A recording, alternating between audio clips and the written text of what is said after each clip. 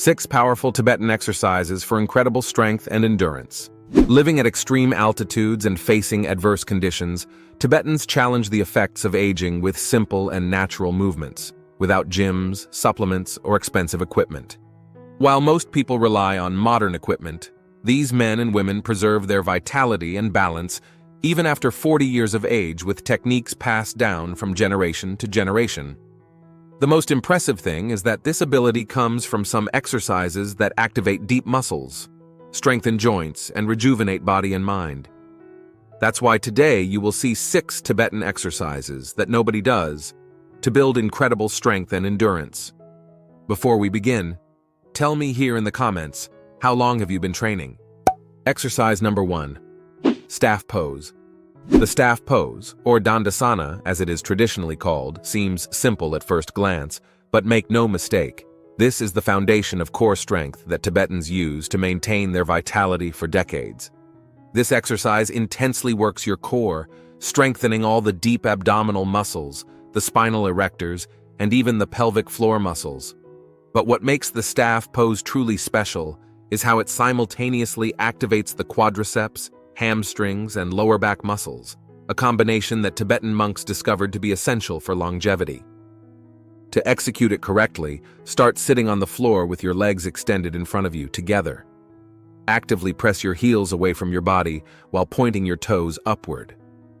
The crucial part that many get wrong: keep your spine perfectly erect, as if a wire were pulling the top of your head toward the sky. Now, press your hands against the floor, beside your hips, with your fingers pointing forward. This position is not passive. You must actively push the floor, engage your core, and lift your chest. You'll know you're doing it right when you feel a slight tremor in your deep abdominal muscles and a sensation of stretching in the back of your legs, combined with activation in your quadriceps. Your breathing should flow naturally, without restrictions, something that Tibetans consider essential for the flow of vital energy. The most common mistake is letting the spine collapse or rounding the shoulders. Remember, Tibetan monks maintain this posture for long periods precisely because they master perfect alignment, which distributes tension evenly throughout the body. Another frequent error is not actively engaging the leg muscles. They should not be relaxed, but rather in constant isometric work. For beginners, I recommend maintaining the position for 30 seconds, gradually progressing to 2 minutes. Tibetan masters, after years of practice, can sustain it for up to 10 minutes, but don't rush. Respect your body's rhythm. Exercise 2. Reverse bridge. In the mountainous regions of Tibet, where the terrain demands constant strength and agility, the reverse bridge has been practiced for centuries as a way to develop posterior body endurance, an area often neglected in modern training. This extraordinary exercise is like a secret kept by monks who, even at an advanced age, maintain impeccable posture and surprising strength in the posterior chain. The reverse bridge intensely works your posterior deltoids, triceps, spinal erectors, glutes, and hamstrings in a single movement sequence. It's a complete exercise that strengthens the entire posterior part of the body while opening the chest and shoulders. The perfect combination to counter the effects of the sedentary life that affects us so much today. Tibetans especially value this movement for its energizing effect and ability to reverse the curved posture that we naturally develop with age. To execute correctly, start in the same staff pose position, sitting with legs extended in front and hands on the floor beside your hips, but with your fingers pointing backward, toward your feet. This difference in hand position is crucial. Take a deep breath and, as you exhale, press your hands and feet against the floor, raising your hips until your body forms a diagonal line from your heel to your shoulders. Your chest should be open and facing upward, with your chin slightly tucked to protect your cervical spine, a detail that Tibetan masters emphasize to preserve spinal health. You'll know you're doing it right when you feel a strong and balanced activation in your glutes and the back of your shoulders, while your chest expands with each breath. The sensation is one of frontal opening combined with posterior strength, a perfect counterpoint to our tendency to be hunched over electronic devices. The most common mistake is letting your hips drop, losing the diagonal alignment of your body. Another common misconception is overloading the wrists. Tibetans distribute weight evenly between hands and feet, protecting the joints. Also, avoid hyperextending your neck by throwing your head back. This compresses the cervical vertebrae and contradicts the Tibetan principle of structural harmony. For effective practice, maintain the position for 20 to 30 seconds initially, progressing to 1 full minute. Perform 3 sets, with 30 seconds of rest between them. Tibetan monks, with their ancestral wisdom, recommend practicing this movement when the sun rises, symbolizing the elevation of vital energy through the body. Exercise 3. Camel Pose Flow. On the vast plains of the Tibetan plateau, nomads carefully observed camels and their incredible endurance. Inspired by these animals adapted to extreme conditions, they developed the camel pose flow, a dynamic version of one of the most transformative movements in the Eastern tradition. This is not the typical passive stretch you see in yoga classes, but rather an active sequence that Tibetan monks use to strengthen the body, while drastically increasing their flexibility. This exercise is exceptional for opening the entire anterior chain of the body, from the quadriceps muscles to the hip flexors, abdominals, and pectorals. Simultaneously, it strengthens the spinal erectors, glutes, and deep core muscles.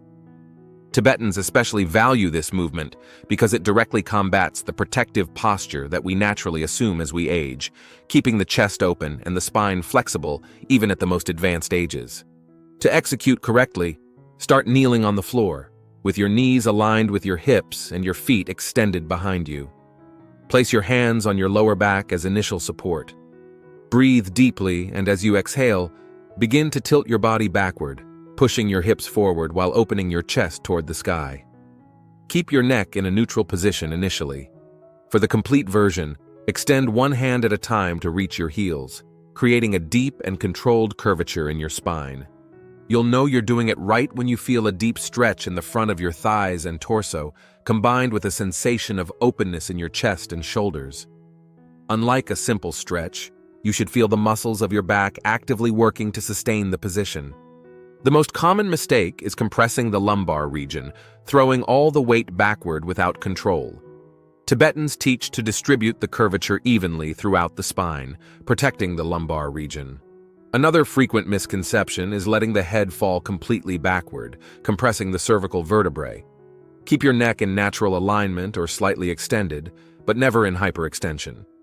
Try to start with 3 sets of 30 seconds in the position, gradually progressing to 1 full minute. Between each set, take a pause in a neutral position for 30 to 60 seconds. A differential is to add a dynamic element. After mastering the static posture, begin to make slow and controlled transitions between the initial position and the complete posture, creating a flow that massages the internal organs and revitalizes the spine. Before we continue to exercise 4, don't forget to subscribe to the channel. Having constant access to science-based information is what will make you progress with long-term health in the world of bodybuilding. Exercise 4, Dog and Cobra. This is not just an exercise. It's a practice that Tibetan monks use to keep the spine healthy and the body agile even when time begins to take its toll. This combination of movements is simply revolutionary for simultaneously strengthening multiple muscle groups: deltoids, triceps, spinal erectors, deep core, glutes, and calves. But the true power of this sequence lies in how it works the body in different planes, creating multi-directional strength that Tibetans recognize as essential for physical longevity. Additionally, the transition between postures massages the internal organs and stimulates the lymphatic system, aspects that Tibetan medicine considers fundamental for vitality. To execute with precision, start on all 4s, with hands aligned under the shoulders and knees under the hips.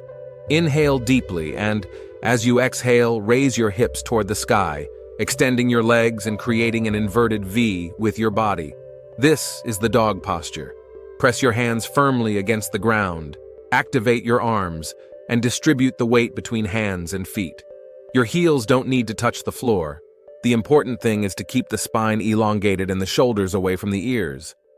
Now comes the transition that makes all the difference. Inhale and lower your body in a straight line until you are in a high plank position. Without touching your body to the floor, slide your chest forward and upward, arching your spine and creating the cobra posture, with your legs extended on the floor. The Tibetan secret is in the way you use breath to guide the movement, inhaling as you descend and exhaling as you rise into the cobra, creating a rhythm that harmonizes mind and body. In the dog position, you should feel a stretch in your calves and hamstrings combined with core engagement. In the cobra, the sensation will be of chest opening and back strengthening without compression in the lumbar region. The most common mistake is rounding the shoulders and collapsing the chest in the dog position, or excessively compressing the lower back in the cobra. Tibetans emphasize the neutral alignment of the spine in the dog and the uniform distribution of the curve in the cobra. It's also common to see people sinking between the shoulder blades during the transition. Always maintain muscular engagement, as the monks do even after hours of meditation. For transformative results, perform 8 to 12 complete repetitions of this flow, maintaining each posture for 2 to 3 complete breaths. Do 3 sets with brief rest between them. Exercise 5. Vertical leg raise. The monks, who often need to walk for hours on steep terrain, discovered that this seemingly simple movement is capable of building such deep abdominal and lumbar strength that it prevents injuries even in the most challenging conditions. This exercise is exceptionally effective for strengthening the entire abdominal complex, from the more superficial rectus abdominis to the deep transverse and oblique muscles. But what makes it truly unique is how it also simultaneously engages the hip flexors, spinal erectors, and even the pelvic floor muscles. Tibetans particularly value this movement because it strengthens what they call the vital center, the region of the body responsible for distributing energy throughout the organism. To execute it correctly, lie on your back on a flat surface, with your arms extended beside your body, palms facing down. Press your hands lightly against the floor to stabilize the upper body. The key to the Tibetan technique is in the initial breath. Inhale deeply, and as you exhale, engage your core as if pulling your navel toward your spine. Maintaining this engagement, slowly raise both legs together until they form a 90-degree angle with the floor. The secret is to keep the lumbar region pressed against the floor throughout the entire movement. Tibetans emphasize that this protects the spine while maximizing abdominal work. You'll know you're doing it right when you feel a deep and controlled activation in the abdominal muscles, without excessive tension in the neck or shoulders. Breathing should remain stable and deep, even when the muscles begin to fatigue.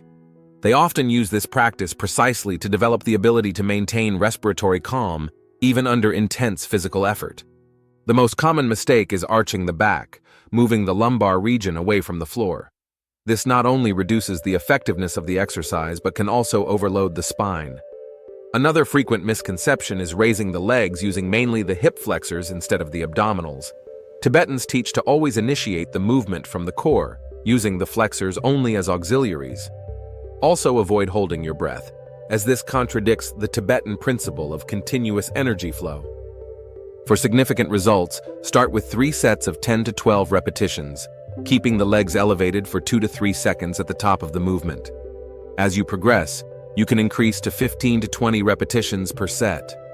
Tibetan masters, with their ancestral wisdom, suggest an advanced variation, keeping the legs elevated and performing small circular movements, further stimulating the deep muscles and massaging the internal organs, a technique they believe promotes longevity. Exercise 6. Horse stance. The horse stance, or ma bo, as it is traditionally called, is not just a static squat. It's a practice that Tibetan warriors used to develop legendary leg endurance, allowing them to travel great distances on foot when necessary, even after decades of life at extreme altitudes. This exercise is absolutely revolutionary for simultaneously strengthening the quadriceps, glutes, adductors, and hamstrings. But what makes it truly exceptional is how it also deeply engages the core and works on ankle and knee stability, a combination that Tibetans discovered to be essential for maintaining mobility and strength, even at an advanced age. Unlike conventional squats, the horse stance creates constant tension in the muscles, developing not only strength but an unusual endurance. To execute it with precision, start standing, with your feet positioned at a distance slightly wider than shoulder width and slightly turned outward. Now, bend your knees and lower your hips as if you were going to sit in an invisible chair, until your thighs are almost parallel to the floor. The key to the Tibetan technique is in the weight distribution. Press the outer edges of your feet against the floor while keeping your knees aligned with your toes, neither collapsing inward nor opening excessively outward. Keep your chest lifted and your spine in a neutral position. You'll know you're doing it right when you feel intense and balanced work in both legs, with the quadriceps in constant contraction, but without sharp pain in the knees.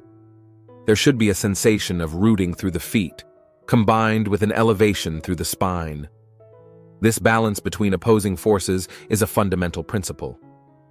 The most common mistake is tilting the trunk excessively forward, overloading the lumbar region. The trunk should be erect, as if you were sitting on a real horse. Another frequent misconception is raising the heels off the floor. Keep your feet completely supported to develop true strength in the quadriceps and stability in the ankles. Also avoid tensing the shoulders or holding your breath. Maintain deep and rhythmic breathing. For transformative results, start by maintaining the position for 30 seconds, gradually progressing to 2 full minutes. Perform 3 sets, with 30 to 45 seconds of rest between them. Tibetan masters, with their ancestral wisdom, recommend daily practice, progressively increasing the holding time instead of adding external weight. They discovered that the endurance developed through holding time is more functional for real-life activities and preserves the joints for much longer. If you liked this and also want to discover an isometric posture very common in some Asian communities to heal years of neglect with your own body, regardless of your current age, we have a video appearing right now on the screen explaining better how you can execute it and its benefits. Don't miss it. Thank you for watching this far, and may God bless you, my friend.